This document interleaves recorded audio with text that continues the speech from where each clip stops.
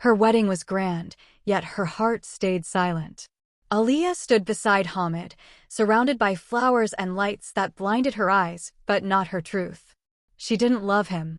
She barely knew him.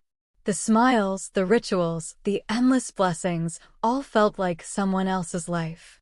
Her parents called it a perfect match. She called it surrender. Hamid was polite, successful, calm, everything a husband should be on paper. But in his calmness lived a distance she could never cross. He spoke gently but never deeply. Their home was quiet, their dinners mechanical, their nights colder than the marble floors she walked on. Every morning, Aliyah played her role with grace, setting breakfast, asking about his day, listening to answers that never reached her. She felt herself fading behind the routine, turning into someone who existed only to keep peace. There was no cruelty, no fights, just a polite emptiness that weighed heavier than anger. When guests visited, they praised their bond. She smiled, the same practiced smile she wore on her wedding day, the one that hid how hollow she'd become inside. In the silence of her evenings, she found company in her thoughts. The ticking clock, the hum of distant traffic, her own quiet breathing, they were reminders that she was alone in a life meant for two. Hamid traveled often. His absence felt no different from his presence. Sometimes she stood by the window, staring at the rain, wondering if love was ever meant for her. Her diary became her secret confession, a place to write what she couldn't say aloud. "I'm married, but I don't belong," she wrote one night.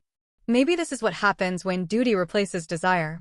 She didn't know it yet, but emptiness was already leading her toward a choice that would change everything. The night Hamid canceled dinner again, Aliyah felt something break inside her. She didn't argue or ask why. She simply left the house and wandered through the rain until she found herself in a small cafe. She sat alone, staring at her untouched tea, lost between exhaustion and silence. That's when a man at the next table spoke, his voice calm yet curious. "Zion." He noticed her soaked scarf, her distant eyes. "You look like someone searching for a pause," he said softly. She looked up, unsure whether to smile or leave. But something in his gentleness disarmed her. Their first conversation was brief, harmless: books, weather, the loneliness of crowded cities.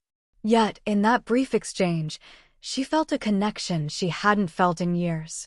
He wasn't trying to impress her, only understand her. And that simple act of being seen stirred something long asleep. Days later, she returned to the cafe, half hoping to see him again. He was there, and this time, their talk lingered longer. They spoke of choices, regrets, and how people pretend to be fine when they're falling apart inside. He listened without interruption, and in that listening, she felt weight lift from her chest. What began as coincidence became routine. She told herself it was friendship, nothing more. Yet her heart betrayed her words each time her phone lit up with his message. His sentences were small lights in her dim world, gentle reminders that someone cared. Hamid's silence at home grew louder in comparison. She found herself smiling again, not for duty but because someone had reminded her she could. Still, a quiet guilt shadowed every smile. She knew where this path led. But loneliness has its own logic. It convinces you that comfort is innocence. Aliyah believed that lie longer than she should have. It happened slowly, without warning, like a quiet storm that no one sees until it's too late. Aliyah stopped resisting the warmth she found in Zion's presence. Their messages turned into long midnight talks, their meetings stretched beyond reason. What began as comfort became craving. One evening, while walking together, she realized she no longer felt guilt for being near him, only fear of losing what he gave her. His words filled the emptiness Hamid had left behind. For the first time in years, she felt alive, but the price of that feeling was her peace. When she returned home that night, guilt clung to her like cold air. She looked at Hamid as he worked on his laptop, unaware of the distance widening between them. He asked if she was okay. She said yes, though the lie trembled in her voice. Days passed, and the distance turned visible.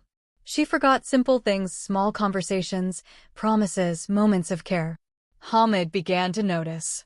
One night, he asked directly, "Do you still want to be here?" She froze, unable to lie again.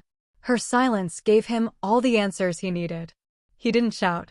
He just looked away, his face pale with quiet pain. The next morning, Zion told her he had fallen in love but couldn't bear the secrecy anymore. "You deserve truth," he said, "even if it breaks us." His words struck deeper than any accusation. She realized that love built on betrayal carries its own death inside it.